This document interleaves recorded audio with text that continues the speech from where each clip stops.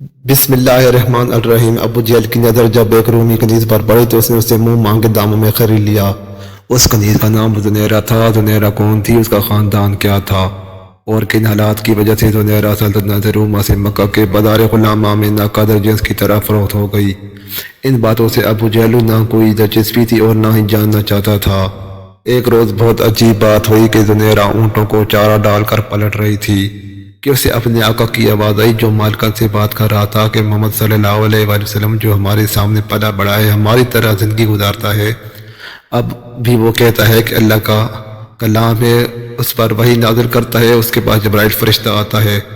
آقا کی آواز کے ساتھ ہی کہا بلند ہوتا ہے۔ زنیرہ کو دیکھتے ہی مالکن نے اسے روبدار آواز سے اسے بلایا، او زنیرہ ادھر آ، اور میرے پاؤں دبا۔ زنیرہ سعادت مندی سے مالکن کے پاس آ گئی اور پاؤں دبانے لگی۔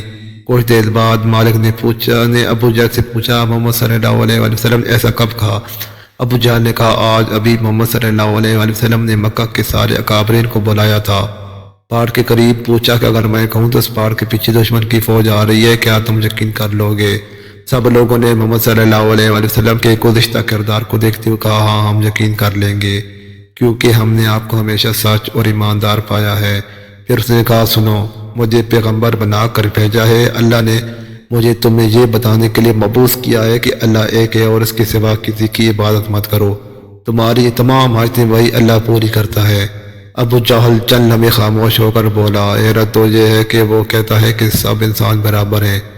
اس نے ایک بار پھر کہا لگایا اور کہا، آقا غلام کی تمیز کبھی نہیں مٹ سکتی، کیا اعلیٰ اور ذلیل قبیلے کبھی برابر ہو سکتے ہیں؟ معلوم نہیں محمد صلی اللہ علیہ وآلہ وسلم یہ کون سی باتیں کرتا ہے جو نہ کبھی دیکھی اور نہ کبھی سنی۔ ابو جہل کی یہ تمام باتیں زنیرہ کی یادداشت میں رہ گئی۔ خاندان قریش میں رہنے کی وجہ سے حضرت محمد صلی اللہ علیہ وآلہ وسلم کے تعلقات قبیلہ بنی مخزوم سے بھی تھی، اور بہت سے لوگوں کی طرح زنیرہ بھی حضرت محمد صلی اللہ علیہ وآلہ وسلم کے لیے دل میں احترام کے جذبات رکھتی تھی۔ پھر یہ عمر بن حشام کا معمول بن گیا کہ اکثر عمروں اس کی بیوی حضرت محمد صلی اللہ علیہ وآلہ وسلم کے بارے میں زہر بھری گفتگو کیا کرتے تھے۔ ابو جہل حضرت محمد صلی اللہ علیہ وآلہ وسلم کے خلاف جتنا زہر اگلتا، اتنا ہی زنیرہ کے دل میں حضرت محمد صلی اللہ علیہ وآلہ وسلم کا احترام بڑھتا چلا جاتا۔ پھر ایک عجیب واقعہ ہوا۔ ابو جہل کی باندھی سمیہ نامی پوری کنیز نے زنیرہ سے حضرت محمد صلی اللہ علیہ وآلہ وسلم کے متعلق باتیں کرنا شروع کی۔ ایک رات سمیہ نے بتایا، آج شام سمیہ، ان کے شوہر یاسر اور دو بیٹوں عمار اور عبداللہ نے اسلام قبول کر لیا ہے۔ اور زنیرہ کو ہدایت کی کہ یہ بات کسی کو نہ بتانا۔ حضرت سمیہ خاندان چوری چھپے نور نبوت سے اپنے قلب اور روح کو منور کرتا رہا۔ سمیہ نے زنیرہ کو بتایا کہ رسول اللہ صلی اللہ علیہ وآلہ وسلم اللہ کا یہ پیغام لے کر آئے ہیں کہ اللہ ایک ہے اور اللہ ہی کی عبادت کرو، اور اپنے تصور و خیالت سے بنائے گئے تمام بتوں کو توڑ پھینکو۔ اللہ نے انسانوں کو آزاد پیدا کیا ہے، سب انسان آپس میں برابر ہیں، نہ عربی کو عجمی پر فضیلت حاصل ہے اور نہ عجمی عربی سے بڑھ کر ہے۔ اللہ کے نزدیک بزرگی کا صحیح حقدار اور پسندیدہ وہ ہے جو متقی ہو، جس کے اندر اللہ تعالیٰ کی صفات کا نور ہو۔ ان باتوں میں زنیرہ کے لیے بے شمار سوالوں کا جواب موجود تھا۔ ایک روز وہ کسی طرح حضرت سمیہ کے ساتھ بارگاہ رسالت میں حاضر ہوئی۔ سراپا محبت و رحمت ہستی نے شفقت سے اس کے سر پر ہاتھ پھیرا اور دعائیں دیں۔ برسوں محبت کے لیے ترسی ہوئی زنیرہ کی آنکھیں ڈب گئیں۔ دل میں دبی ہوئی محرومیوں کا فشاں گویا پھٹ پڑا اور وہ پھوٹ پھوٹ کر رونے لگی۔ اس کے وہم و گمان میں بھی نہیں تھا کہ گویا اس غلام کو محبت سے بھی دیکھ سکتا ہے۔ نور نبوت کی ضیاء پاشیوں نے زنیرہ کا باطن آفتاب کی طرح روشن ہو گیا تھا۔ دل تو نہ جانے کب سے اس خدائی پکار پر سارے تسلیم خم کر چکا تھا۔ اب وہ ایک معمولی کنیز سے رسول اللہ صلی اللہ علیہ وآلہ وسلم کی عظیم المرتبت صحابیہ حضرت زنیرہ بن گئی۔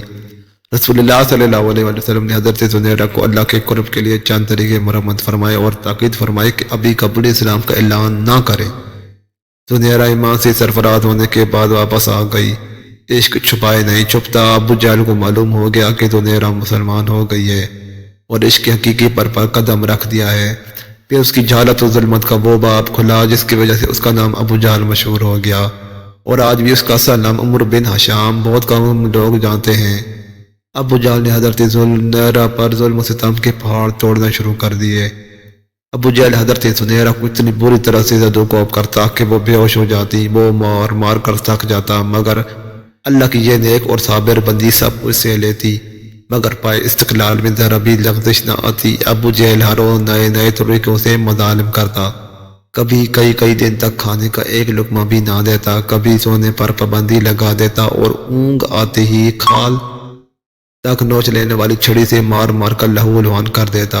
حضرت زنیرہ کا پورا جسم درد دیتا اور اس میں خون اور پیپ رسنے لگتا، مگر اب وہ روح کے اس سفر پر گامزن تھی جہاں مادی جسم کو آدمی روح کے غول یا لباس کی صورت میں دیکھتا ہے۔ رسول اللہ صلی اللہ علیہ وآلہ وسلم کو جب حضرت زنیرہ کے اوپر ہونے والے مظالم کی خبر پہنچتی تو آپ غمگین ہو جاتے۔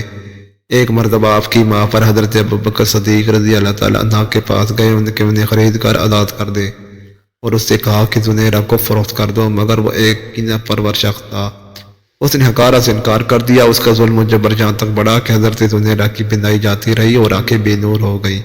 یہ دیکھ کر ابو جہل بولا، دیکھ لا تو عزت نے تجھے اندھا کر دیا ہے، اب تو محمد صلی اللہ علیہ وآلہ وسلم کے دین کو چھوڑ دے۔ اس چمڑے نے حضرت زنیرہ کو تڑپا کر رکھ دیا، مگر وہ خاموش رہی۔ یہ بات اتنی مشہور ہوئی کہ مشرکین حضرت زنیرہ کی مثالیں دے دے کر مسلمانوں پر جملے کسنے لگے کہ دیکھو زنیرہ کو لا تو عزت نے اندھا کر دیا ہے۔ ایک روز چند مشرکین نے یہ بات حضرت زنیرہ کو کہی تو حضرت زنیرہ نے تڑپ کر کہا، خدا کی قسم لا تو عزت لکڑی کے وہ پتھر کے بت ہیں، وہ کیا جانے کہ کون پوج رہا ہے اور کون نہیں پوجتا۔ اگر میری بینائی ظاہر ہو گئی ہے، یہ مصیبت میرے لیے اللہ کا ایک امتحان ہے، اگر وہ چاہے تو میری یہ بینائی مجھے واپس بھی دے سکتا ہے۔ حضرت زنیرہ کی باتیں سن کر سارے مشرکین نے تنزیہ کہہ کر لگایا اور زیادہ مضحک خیز انداز میں حضرت زنیرہ کی یہ بات سب کو ہنس ہنس کر بتانے لگے۔ پورے دن حضرت زنیرہ کی اس بات کا تذکرہ کر کے شرک کے پیروکار کھیکے اور مذاق اڑاتے رہے اور مسلمانوں کی جذبات میں جرو کرتے رہے۔ اگلے روز حضرت زنیرہ سو کر اٹھی تو ان کی بے نور آنکھوں میں روشنی آ چکی تھی، اب ان کی بینائی پہلے سے کہیں زیادہ تیز تھی۔ حضرت زنیرہ کی بینائی واپس لوٹنے کی خبر مکہ میں جنگل کے آگ کی طرح پھیل گئی۔ کل تک جو لوگ حضرت زنیرہ کی بات کا مزہ لے لے کر مذاق اور تمسخر اڑاتے تھے انہیں سانپ سونگھ گیا۔ ابو جہل تو شرم کے مارے گھر سے باہر نہ نکلا۔ اسی روز حضرت ابوبکر صدیق رضی اللہ تعالیٰ عنہ ابو جہل کے پاس دوبارہ آئے اور کہا، اگر تم زنیرہ کو فروخت کر دو تو میں اسے دگنے دام دوں گا اور تم اس سے زیادہ طاقتور اور محنتی کنیز خرید سکو گے۔ ابو جہل زنیرہ کو اپنے پاس مزید نہیں رکھنا چاہتا تھا، ویسے بھی اسے اپنی ہی بات کی وجہ سے شرمندگی اٹھانی پڑی تھی، اس لیے اس نے کئی گنا زیادہ دام پر حضرت زنیرہ کو فروخت کر دیا اور حضرت ابوبکر صدیق رضی اللہ تعالیٰ عنہ نے انہیں آزاد کر دیا۔